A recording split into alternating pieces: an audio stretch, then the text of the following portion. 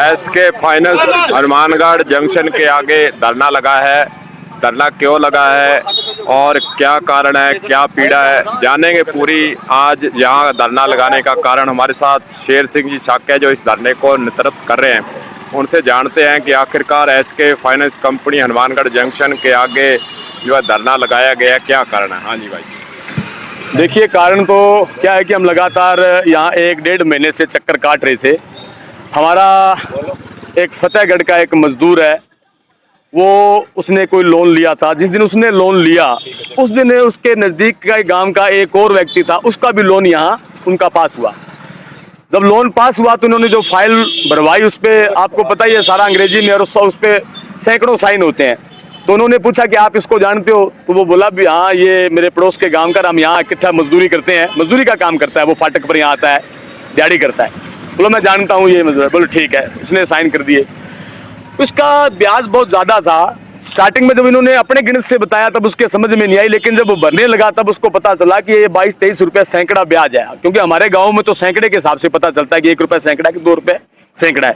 यहाँ ये 18%, 20%, 22% बताते तो पता नहीं चलता। तो उसने कहीं से जुगाड़ करके 1.5-2 लाख रुपए का इनको आके अपना लोन चुकता करा दिया, विद ब्याज समेत सारा। चुकता करवाने के बाद इनसे नो ड्यूज भी ले लिया। अब जब कागज लेने की बारी आई तो वो आया इनके पास कि हमारा जो पट्टा है वो आपके पास है, रजिस्ट्री वो दो। तब ये बोले कि ऐसा है कि आपने एक आदमी को और की गारंटी दे रखी है, जिस दिन आपने लोन करवाया था उस दिन उसका लोन हुआ था और वो आपका जानकार है, तो आप उसके घर पे जाओ, उसको कहो कि हमारा लोन चुकाओ।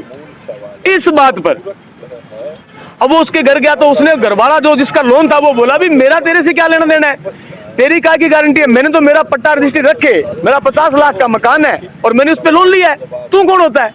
वो वापस आके इनको बताया भी भाई मेरा उसके साथ कोई संबंध नहीं, वो तो मेरे गढ़ पड़ गया भी, मैंने मेरा पट्टा रजिस्ट्री रख के जो है लिया है, तो आप मेरा कागज दीजिए। ये बोले जयपुर से आएगा, 5 दिन लगेंगे, 10, यूं करके 1.5 महीना निकल गया। कल जब हम इनके ऑफिस में आए तो एक तो इनके जो कर्मचारी है उनका बिहेव इस तरीके का था जैसे वो कोई फाइनेंस के नहीं, वो कोई दिया कर रहे हैं बहुत बड़े।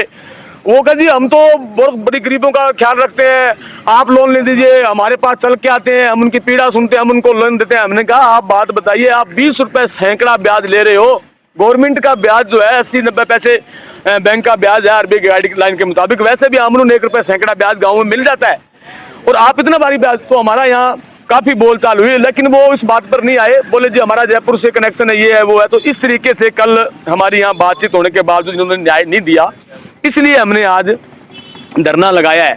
कि आज जैसे ही हमने यहाँ धरना लगाया है, हमारे पास 10-15 लोग जो पीड़ित हैं इस कंपनियों से, इनकी गुंडागर्दी से, वो आए हैं। और सबसे बड़े दुख की बात यह है कि लोन लेने के बाद में इन्होंने एक टीम बना रखी है। जैसे पहले आबकारी एक टीम रखा करती थी प्राइवेट, छापे मारने के लिए, पकड़ने के लिए, मारपीट करने के लिए, तो जो रिकवरी करते हैं वो घरों में जाते हैं, महिलाओं को उनको धमकाते हैं और गली में खड़े होकर उनकी बेइज्जती करते हैं। हमारे एक बुजुर्ग बैठी है, उनको तो लात भी मारकर आ गए। हमें बड़ी हैरानी हुई जब हमें पता चला, तो वो आदमी हमें मिला, वो इतना कंफ्यूज था कि वास्तव में अगर हम उसको नहीं मिलते बंदर सिंह को तो वो आत्महत्या कर लेता। ऐसी कंडीशन है। इससे पहले भी नौर में, हमारे हनुमानगढ़ में भी सिंधियों का लड़का, कई लोगों ने इनके चक्कर में जाल में फंसकर, बड़े बड़े अच्छे लोगों ने, ऐसा नहीं कोई गरीबी, बड़े बड़े लोगों ने भी इनके जाल में फंसकर आत्महत्याएं की हैं। तो ये एक आत्महत्या और हो जाती, वो तो शुक्र है कि वो हमारे हाथ लगा, हमारे साथी को, उसको हम ऑफिस में लेके आए, उसको सतावना दी, उसको समझाया बुझाया और उसको रखा है कि आपके साथ बिल्कुल न्याय होगा।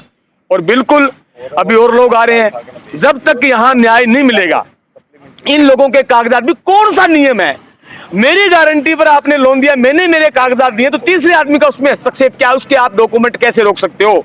हमारे साथी ने, हमारे मजदूर भाई ने अपना पैसा चुकता कर दिया है, उसका कागज लेंगे। बिना कागज लिए जितने लोग यहाँ बैठे हैं सब ने अपना अपना पैसा भराया है, कोई आदमी पैसा खाया नहीं है। अच्छा, कंपनी वाला भी थारकन आया, के बातचीत हुई, करना आया, कंपनी आया। देखो पुलिस वाले तो क्या है कि वो तो वार्ता की कोशिश कर रहे हैं कि कैसे न कैसे इनका सल्ट जाए। अब सवाल है कि वार्ता हो कैसे? एक तरफ लूट का सवाल है और एक तरफ ईमानदारी का सवाल है।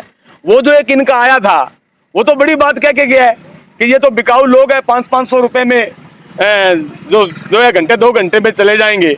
उनको ये नहीं पता कि ये लाल झंडे के लोग हैं।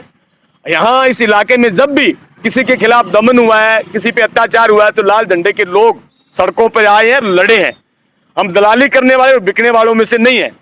हमने कह दिया है कि जब तक इन तमाम लोगों के डॉक्यूमेंट नहीं मिल जाते, चाहे दिन लगे 1 या दिन लगे हफ्ता, ये दुकान की चाबी जो है हमारी जेब में रहेगी। ये ताला तभी खुलेगा जब हमारे इन जो पीड़ित साथी जो हमारे साथ धरने पर बैठे हैं, इनको न्याय मिलेगा, इनको डॉक्यूमेंट मिलेंगे, इनको कागज मिलेंगे। अच्छा, वरना तब तक धरना जारी रहेगा। एक बात और जानना चाहूँ कि पल्लू के अंदर एक SBI बैंक नामी बैंक है, 162 किसानों के फर्जी खाते खोले गए, बीमा के अंदर सेंध लगाई गई, के बारे में क्या कहो?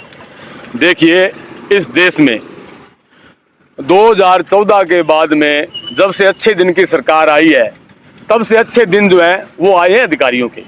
आप अंदाजा लगाइए, कल मंत्री जी खुद आए हैं और वो भी यूं नहीं आए हवा में, उनको कुछ जिन्होंने नहीं बताया। वो पूरी CID हुई है। 165 लोग जिनकी जमीन ही नहीं है, 162 जमीन नहीं है, कोई उनके नाम गिरदावरी नहीं है, वो कोई यूपी के, कोई बिहार के, कोई अन्य जगहों से आदमी थे, उनके नाम फर्जी सारे डॉक्यूमेंट तैयार हो गए। तो क्या आप मानते हैं? अभी वो मैंने बयान पढ़ा उनका, मैनेजर साहब कह रहे संविदा पर रखा हुआ था। बिल्कुल मान लेते हैं संविदा पर रखा हुआ था, लेकिन उसको पास तो आपने किया है, लॉगिन ID तो आपकी थी, आपने डॉक्यूमेंट जांचे होंगे। तो मैं ये कह रहा हूँ कि बिल्कुल बहुत बड़ा भ्रष्टाचार है, और ऊपर से लेके नीचे तक। ये क्या बात हुई? कल परसों थाने में वो जो गंगानगर में थानेदार पकड़ा गया, वो CID दे रहा था, उनकी टीम के जो वहाँ गंगानगर में राशि नगर के पास जो रेड डाली है पुलिस ने, अंतर्राष्ट्रीय तस्कर पकड़े हैं, उसमें उनके खुद के पुलिस वालों की भूमिका सामने आई है।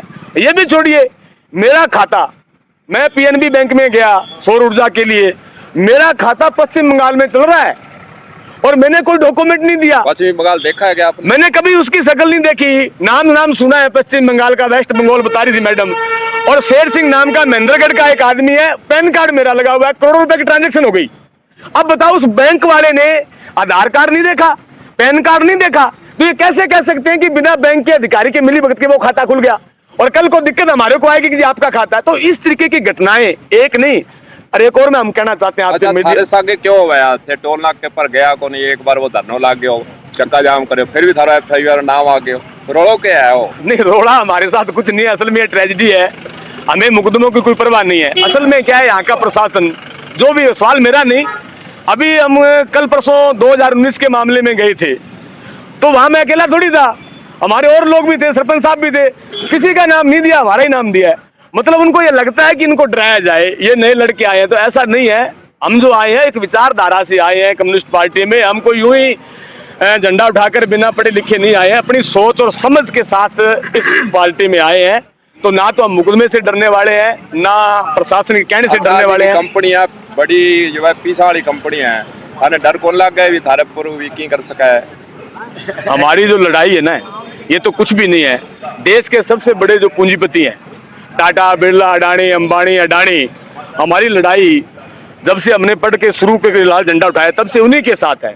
तो ये हमारे लिए कोई नई बात नहीं है कि ये कितने बड़े पूंजीपति हैं, मरने हैं। हमारे बहुत से साथी शहीद हुए, दर्शन कोटा जी शहीद हुए, जिससे कोई फर्क नहीं पड़ता। आदमी को एक ही बार ही मरना है, 2 बार नहीं मरना।